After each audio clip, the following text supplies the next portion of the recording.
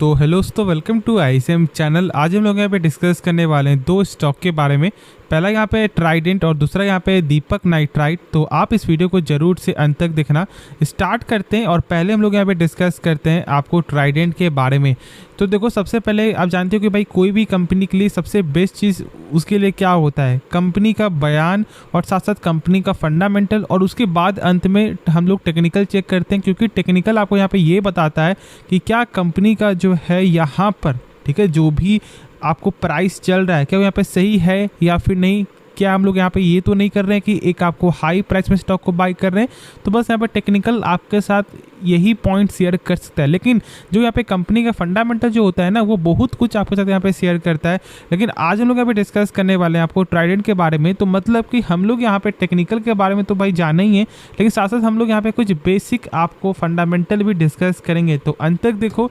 तो देखो, सबसे पहले आप लोग जानते हो कि जो स्टार्टिंग का जो सबसे जो गेन का जो ये स्टार्टिंग का जो गेन हुआ, ये जो स्टार्ट हुआ इस गेन का, इसका मेन वजह क्या है? तो वजह है यहाँ पे बयान। ठीक है, जानते हो कि जब यहाँ पे ऐसा न्यूज आता है कि भाई Trident target 3-fold growth in domestic home textile by fiscal 2026, मतलब जो भी ग्रोथ आपका हो रहा है ना, वो 3 गुना ग्रोथ इससे और ज़्यादा यहाँ पे बढ़ जाएगा। और इसलिए कहीं ना कहीं एक गजब का यहाँ पे रैली स्टार्ट हो गया, और देखते देखते जो स्टॉक है ट्राइडेंट का वो यहाँ पे 40 के ऊपर जाते हुए दिखाई दिया। देखो, मैंने शेयर किया था इसे 34 रुपये से कि आप लोग यहाँ पे फोकस करके चल सकते हो। जैसे यहाँ पे 34 का लेवल आपको ब्रेकआउट होते हुए दिखाई देगा, जरूर से आप यहाँ पे ट्रेड कर सकते हो। लेकिन देखो, ये डिसीजन आपका होना चाहिए। तो ठीक है, कोई बात नहीं, यदि आपने बाई किया तो भी सही, यदि आपने बाई नहीं किया तो भी सही। ठीक है, क्योंकि ऐसा नहीं होता कि हाँ भाई बस ये एक आखिरी मौका था, आपने बाई किया तो मतलब सही किया, और यदि आपने मिस किया तो मतलब आपका जिंदगी यहाँ पे तबाह हो गया। ऐसा कुछ भी नहीं होता है। ठीक है, आज बहुत सारे स्टॉक यहाँ पे रिटर्न दे रहे हैं आपको 500% का, 300% का। जैसे आपको जानते हो यहाँ पे आरबीएल आपका, आईआरएफसी आपका, ठीक है, इरकॉन, ये सब रिटर्न आपको दे रहे हैं। प्लस साथ आपको मैचडॉक ऑलमोस्ट आपको यहाँ पे 10 गुना रिटर्न है। ठीक है, तो इस बात को समझो कि मौका हमेशा मिलेगा। अभी भी कोई ऐसा स्टॉक होगा जो कुछ भी नहीं बढ़ा हो, तो फिर कोई दिक्कत वाली बात नहीं है। और मैचडॉक का मतलब ये नहीं है, या फिर और कोई स्टॉक का मतलब ये नहीं है कि भाई अब इससे ऊपर नहीं जाएगा। स्टॉक मार्केट हम लोग यहाँ पे इन्वेस्ट कर रहे हैं 5 साल के लिए, 10 साल के लिए, तो फिर पेशेंस होना चाहिए। और बस करेक्शन होगा, स्टॉक को बाई करो, सोचो मत कंपनी के बारे में, बस आप यहाँ पे सही से समझो। और देखो, ट्राइडेंट का जो बिजनेस है उसे कोई भी खराबी नहीं। एक ये टेक्सटाइल से ये बिलोंग करता है, और कुछ हम लोग कंपनी का बेसिक आपको एक बार देखें फंडामेंटल ना, तो देख सकते हो कि जो स्टॉक का पीए वो यहाँ पे 51 का है। लेकिन यदि क्या यहाँ पे कंपनी का आपको आरओसी सही है, तो यहाँ पे 11.9% का, जो यहाँ पे आपका 20% प्लस था, लेकिन इस साल यहाँ पे नंबर सही आते हुए दिखाई नहीं दिया है। मैंने शेयर किया हुआ कि देखो, यहाँ पे आरओसी हो या फिर आपका आरओई, दोनों ही 12% के ऊपर होना चाहिए, और ये 12% से कम दिखाई दे रहा है। ठीक है, अब ये क्या होता है? तो सिंपल भाषा में यदि हम लोग बोले ना, तो देखो यहाँ पे आरओसी में क्या होता है कि डेब्ट भी इंक्लूड होता है, और इसलिए सबसे मेन यहाँ पे होता है आरओसी। तो यहाँ पे आरओई में ऐसा नहीं होता। ठीक है, आरओसी बस यहाँ पे आरओई में क्या होता है ना कि आपको रिटर्न इक्विटी के बेस में कितना मिल रहा है, लेकिन जो यहाँ पे आरओसी है वो यहाँ पे सारा चीज़ ही इंक्लूड आपको करता है। और इसलिए यदि ये नंबर सही होता है ना, तो मतलब समझ जाना कि भाई कंपनी मतलब गजब का है और एक वेल्ड स्ट्रॉन्ग कंपनी है। और इसका मतलब बेसिक तौर में यही है कि यदि आप 100 रुपये लगा रहे हो अपने कंपनी में, तो क्या यहाँ पे यही 100 रुपया एक साल बाद आपका बढ़ता है या फिर घटता है? तो यहाँ पे बढ़ तो रहा है, लेकिन मात्र 12%, सॉरी यहाँ पे मात्र 9% से ये बढ़ रहा है, लेकिन 12% के ऊपर ग्रोथ होना चाहिए। ठीक है, बाकी सब कुछ यहाँ पे सही है। डेब्ट यहाँ पे देखोगे आपका 0.34 है। और यदि हम लोग एक बार देखें इसका इंटरेस्ट कवरेज रेशियो, मतलब यदि कंपनी 100 रुपये कर्ज ले रहा है तो इसके वजह कंपनी का प्रॉफिट कितने गुना हो रहा है? तो यहाँ पे हो रहा है 6.68 टाइम्स, मतलब कि 668 रुपया कंपनी का प्रॉफिट हो रहा है।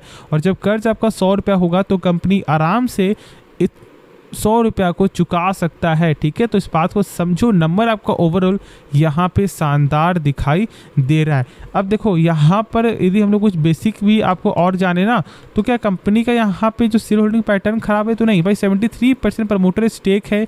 और यदि हम लोग देखें यहाँ पे फॉरेन वाले का जो स्टेक है वो यहाँ पे एक फ्लैट ही दिखाई दे रहा है 2.5% का, और जो डोमेस्टिक है उनका देखो परसेंट यहाँ पे बढ़ते हुए दिखाई दिया है। लेकिन स्टेक देखो फिर आपका पब्लिक का, तो यहाँ पे 23%। ठीक है, एक अच्छा यहाँ पे पूरा जो है इनका शेयर होल्डिंग पैटर्न दिखाई देता है, तो फिर कोई दिक्कत वाली बात नहीं है। और जब हम लोग यहाँ पे आपको चेक करेंगे इसका कैश फ्लो, क्या कंपनी सामान जो बेचती है क्या उसका पैसा यहाँ पे उनके बैंक अकाउंट में आ रहा है, और ये चेक करने का तरीका मैंने शेयर किया हुआ है कि आप ये नंबर देखो 1426 करोड़ से कम होना चाहिए, ठीक है, टोटल प्रॉफिट। और हम लोग यहाँ पे देख सकते हैं कि भाई 442 ही करोड़ है, तो मतलब कि भाई यहाँ पे आपका 1426 करोड़ से कम नंबर है, मतलब कंपनी का कैश फ्लो पॉजिटिव है। और मैं इसलिए बोलता हूँ कि कंपनी एक अच्छी कंपनी है। देख सकते हो कि 5 साल का रिटर्न में यहाँ पे 525% का रिटर्न कंपनी शेयर कर रही है। और ये अपने प्राइस से यदि हम लोग एक बार गौर करें ना, तो भाई अच्छा खासा ये करेक्ट यहाँ पे हो चुका था, और इसलिए मैंने शेयर किया था कि आप 34 के ऊपर इसके बारे में सोच सकते हो, ठीक है, कोई दिक्कत वाली बात नहीं है। होप आपको जो भी डाउट है इस वीडियो के माध्यम से आप लोग को पूरा चीज़ यहाँ पे क्लियर हो गया होगा। खास तौर से मैंने कंपनी का फंडामेंटल बताया है, क्योंकि आपको फंडामेंटल के बारे में नॉलेज होना चाहिए। तो अब हम लोग यहाँ पे जानते हैं नेक्स्ट स्टॉक के बारे में, जिसका नाम है आपको दीपक नाइट्राइट। देखो यहाँ पे पिछले मार्केट डे में 1% तक का यहाँ पे गिरावट आपका हुआ है, और ऑलमोस्ट सारे केमिकल सेक्टर के स्टॉक में ही आपको अंत ही पॉइंट में गिरावट ही देखने को मिला है। देखो मैंने इसके बारे में आपको फंडामेंटल का जो टॉपिक है वो मैंने शेयर किया हुआ है, और आप लोगों ने बहुत सारा यहाँ पे प्यार दिखाया है, ठीक है। और यदि आपको जानना है तो आप एक बार ज़रूर से मेरा चेकआउट करना प्लेलिस्ट वाला, ठीक है, सेगमेंट, उसमें मैंने इसके बारे में बताया हुआ है, तो आप एक बार गौर करके देख सकते हो।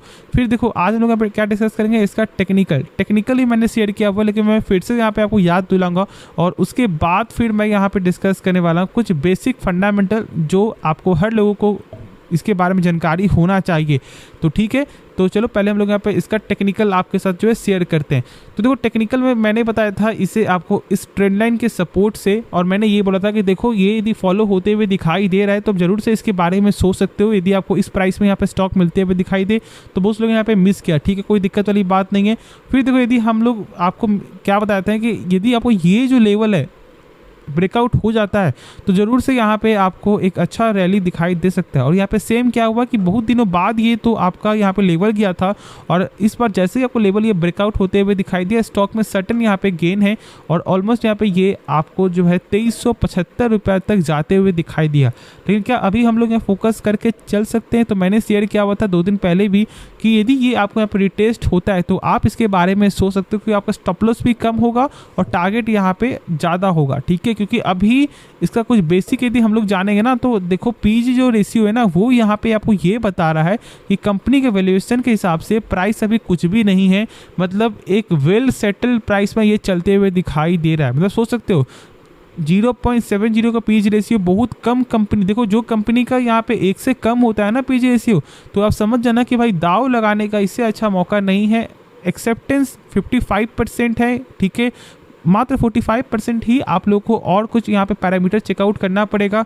और देखो पी को देखकर कभी भी जज नहीं करना चाहिए। मैंने शेयर किया हुआ है, देखो स्टॉक का पी कभी भी आपको एक्चुअली ये नहीं बताएगा कि हाँ नंबर यहाँ पे सही है, मतलब एक अच्छा प्राइस में ये ट्रेड कर रहा है, ऐसा भूल से मत सोचना। बहुत लोग यहाँ पे क्या सोचते हैं कि यदि 20 से कम है तो कंपनी का वैल्यूएशन यहाँ पे सही मिल रहा है, हम लोग यहाँ पे इसके बारे में सोच सकते हैं। ऐसा नहीं है मेरे भाई, यदि आप ऐसा सोच रहे हो ना तो आप एक जो है गलत दुनिया में रह रहे हो, ठीक है। यदि मान लो कोई कंपनी का स्टॉक का पी जो है वो यहाँ पर 5 का है या फिर 6 का है, तो क्या वो कंपनी यहाँ पे सही है? सही तभी होगी जब कंपनी पे करती होगी डिविडेंड। यदि कंपनी पे नहीं करता है डिविडेंड कम से कम 3% के ऊपर का, तो आप समझ जाना कि उस कंपनी में ज़रूर कुछ काला है, मतलब उस कंपनी के दाल में काला है, ठीक है। तो इस बात को समझो, ज़्यादातर यहाँ पे यही होता है। 95% जो मैंने बताया उस चीज़ को फॉलो करना।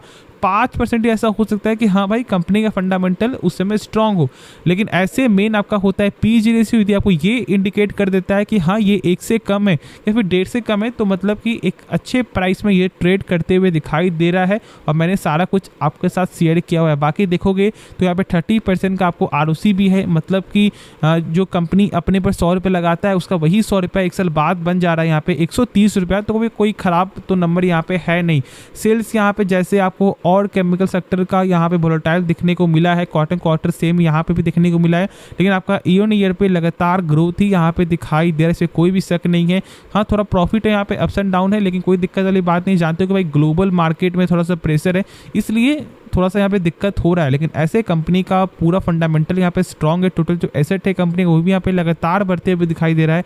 और उसके बाद देखो इसका शेयर होल्डिंग पैटर्न, तो भाई यहाँ पे प्रमोटर का जो स्टेक है वो यहाँ पे 49% है, जो यहाँ पे कुछ क्वार्टर से लिए गेन होते हुए दिखाई दिया है। फिर देखो भाई आपका फॉरेन वाले का भी स्टेक यहाँ पे अच्छा खासा है, और उसके बाद देखो डोमेस्टिक वाले का भी 15% का यहाँ पे जो स्टेक लगातार गेन यहाँ पे होते हुए दिखाई दे रहा है। लेकिन आप लोग यहाँ पे स्टेक सेल कर रहे हो डर से, तो बस यहाँ पे यही होता ही है, ठीक है। आप लोग यहाँ पे सेल कर रहे हो, और जब आप लोग बाई कब करोगे, जब इसका प्राइस चला जाएगा 3,2800, एक हाई प्राइस में आप लोग बाई करने के लिए सोचते हो, और यही सबसे बड़ा आप लोगों का गलती होता है।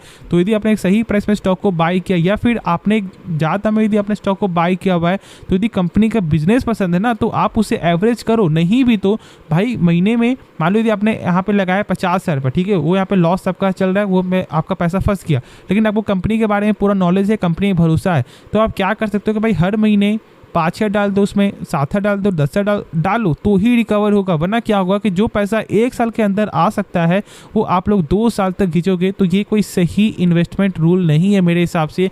बाकी आगे आपकी मर्जी है, तो खुद से एक बार इसके बारे में सोचना समझना। तो होप ये वीडियो आप लोगों को पसंद आया होगा, तो आप इस वीडियो को लाइक कर सकते हो और इस चैनल को आप लोग सब्सक्राइब कर सकते हो। तो मिलते हैं नेक्स्ट वीडियो में, तो तब तक के लिए धन्यवाद।